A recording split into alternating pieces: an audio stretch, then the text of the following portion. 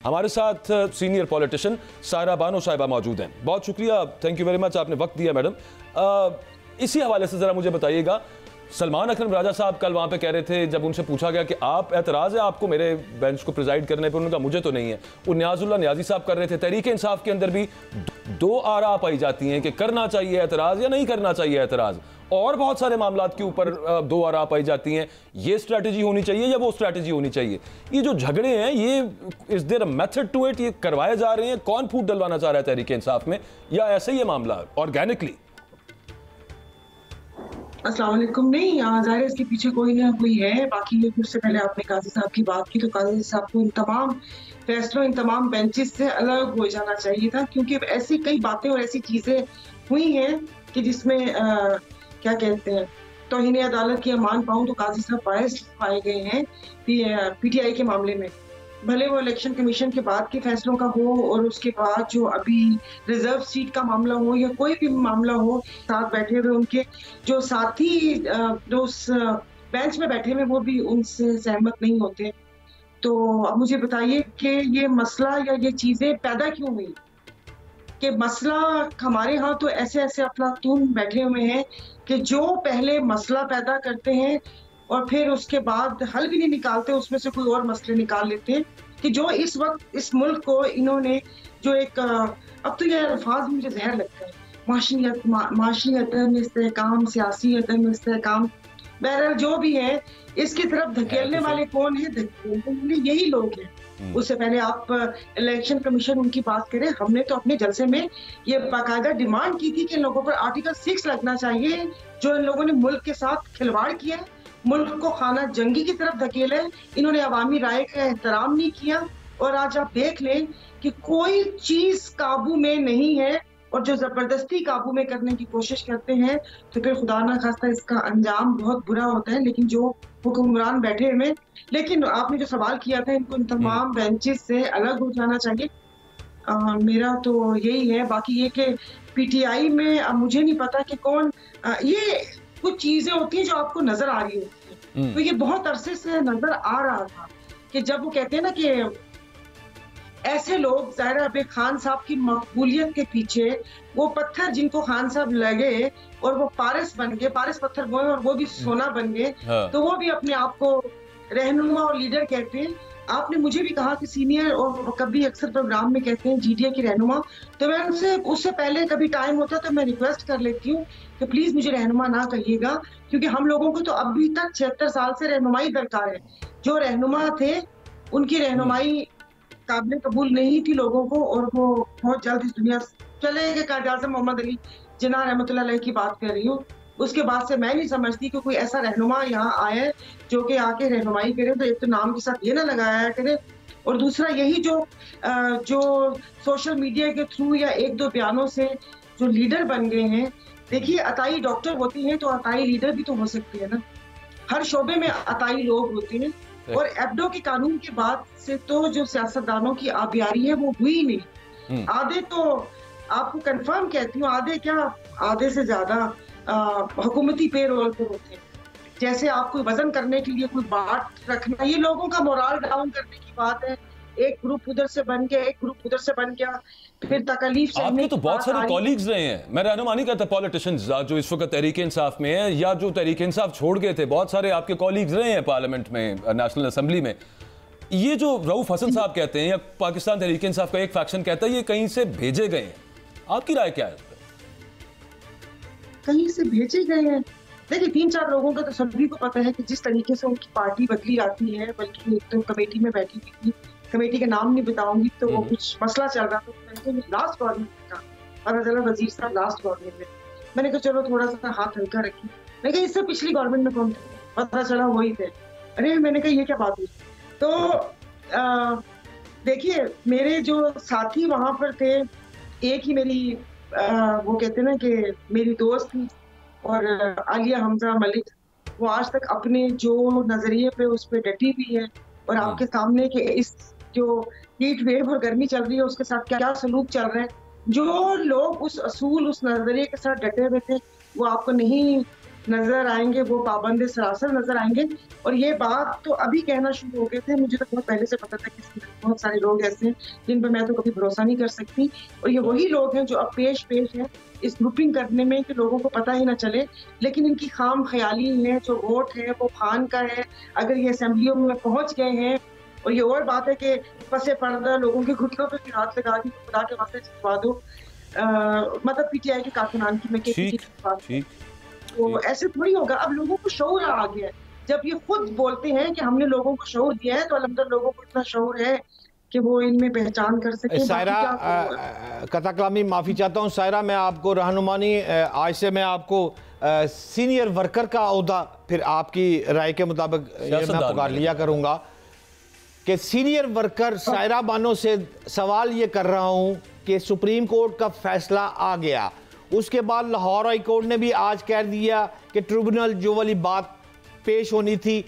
मैं कहना ये आपसे ये चाह रहा हूं कि मुझे दो बातों का जवाब दे दे। पहला सवाल तो मेरा ये है कि क्या आप मुस्लिम लीग नून के वर्कर्स को मुबारकबाद देना चाहती हैं कि फार्म 45 वाली जो बात थी वो तो अब हो गया, कम कमेटी पाओ मिट्टी पाओ, लंबा चलेगा अब तो साल 1.5 साल की बात मुझे तो लग रही है ये ट्रिब्यूनल लाहौर हाई कोर्ट और सुप्रीम कोर्ट के फैसले के बाद। नंबर 1।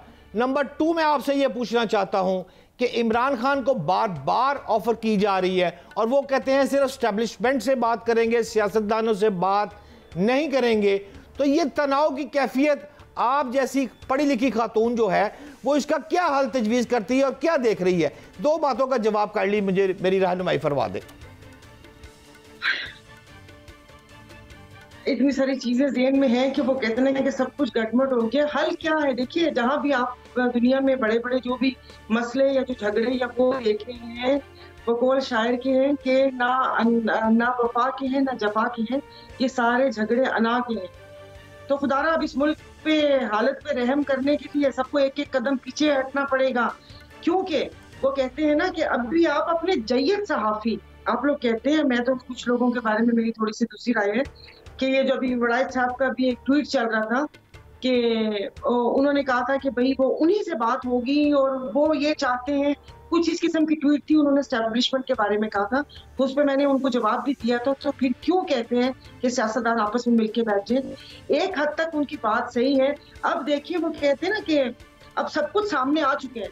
अब जब सब कुछ सामने आ चुका है तो बात कर ले।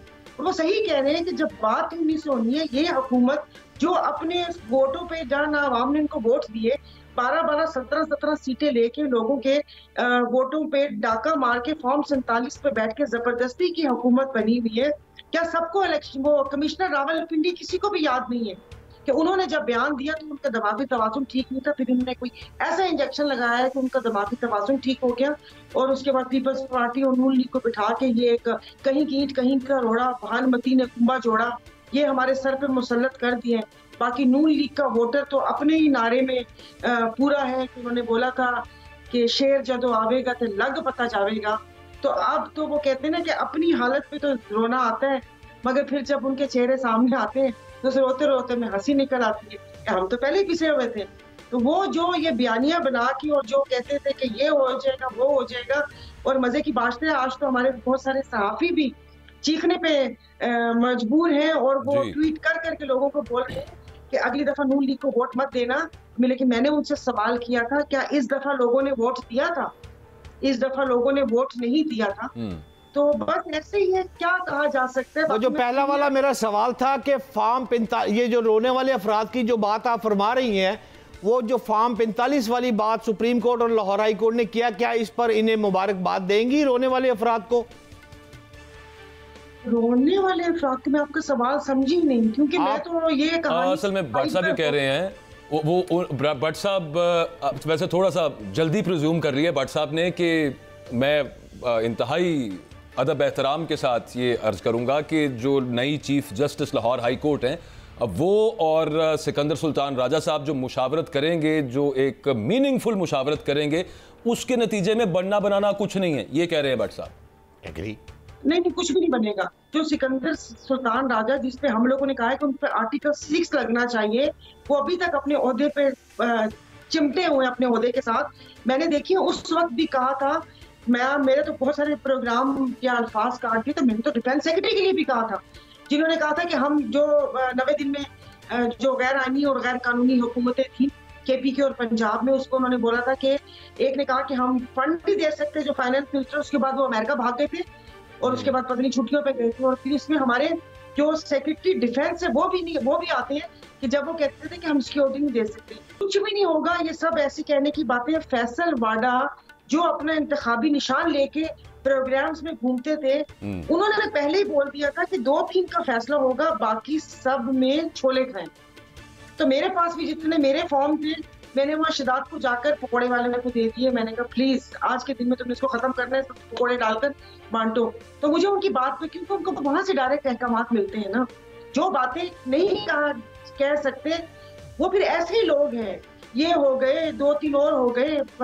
एमक्यूएम देख लें, जिस तरीके से एमक्यूएम को 400 वोट लेके 450 फारूक सत्तार का वोट था, कि जो खुद उनकी पार्टी बोलती है कि जिनको इतने वोट करवा के अपने वालों में पिटा दिया। क्यों, हम क्या पागल हैं? हमारे माथे पे चुगत लिखा हुआ है कि आपने अवामी राय का एहतराम नहीं किया। अब भुगतो। अब तो लोग, अब खुद जिस दिन लोग निकले ना, उस दिन इनसे बर्दाश्त भी नहीं होगा।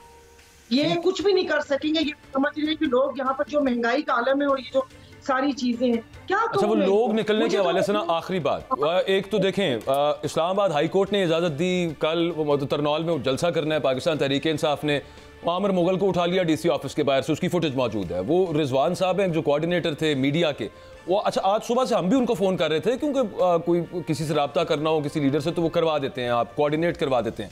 वो शाम को पता चला कि उनको भी FIA उठा के ले गई है। अजहर मशवानी साहब वो पहले ही खैर वो रूपोश थे, उनके भाइयों को, अच्छा उनका इनफरादी जुर्म कोई नहीं है, लेकिन उनके 2 भाई जो हैं वो बड़े अरसे से वो पता ही नहीं है कि कहाँ पे हैं। अदालतें पुलिस से पूछें, पुलिस आके से कुछ बताए ना, मामला तो यूं के चल रहे हैं। उस सूरत के अंदर लोगों का निकलना और फिर लीडरशिप के अंदर ये तजाद होना, ये अभी नहीं निकलना तब निकलेंगे, उसके बाद निकलेंगे, कहाँ जाएगी फिर सूरत हाल?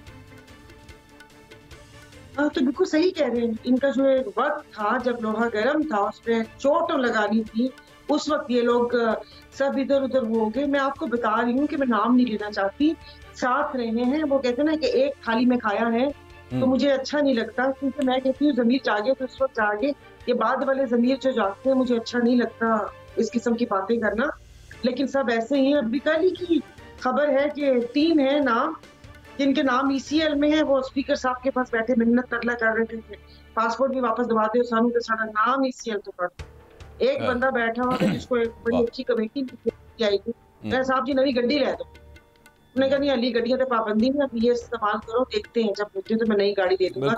ये 3 मजबूत MNA कि जो वो 3.5 साल बड़ी आंख के तारे थे, बड़ी वजारतें थी इनके पास, आज वो यहाँ साथी के पास बैठे हुए, उन्होंने अपना वो करना है। ये तो आधे लोग आप क्या समझते हैं कि खान की नजरी के साथ खड़े थे, आधे लोग तो लोगों की लान तान और मलामत से डर के खड़े थे। बिल्कुल ठीक है। ऑल पार्टीज कॉन्फ्रेंस में पाकिस्तान तहरीक इंसाफ ने मतलब जाने का उन्होंने ऐलान कर दिया, ग्रीन सिग्नल उन्होंने दे दिया, but at the same time Imran Khan साहब का इस मामले विजन बहुत क्लियर है कि ऑपरेशन नहीं होना चाहिए, और वो वैसे उन्होंने कहा है शहजाद हुसैन भट्ट साहब के चले जाएं, जाके देखें क्या बातचीत होती है।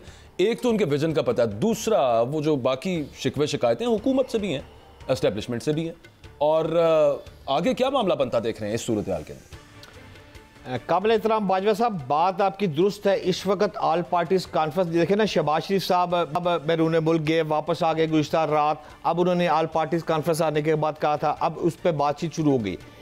एक तो ऑल पार्टीज कॉन्फ्रेंस में तमाम पार्टियों को बिठाना बहुत ज़रूरी है, और यही मुल्की मफाद में इस वक्त है कि तमाम एक टेबल पर बैठे। लेकिन अगर आप PTI के हवाले से देखें तो उस वक्त एक आपको छोटा सा एक बात यहाँ खबर ब्रेक करता हूँ, चले मैं एक मुख्तदर शख्सियत के पास बैठा था बाजवा साहब, मैंने उनको कहा कि इमरान खान रिहा हो रहा है, ये हो रहा है, इस तरह बेल हो रही है, अलकादर में हो रही है।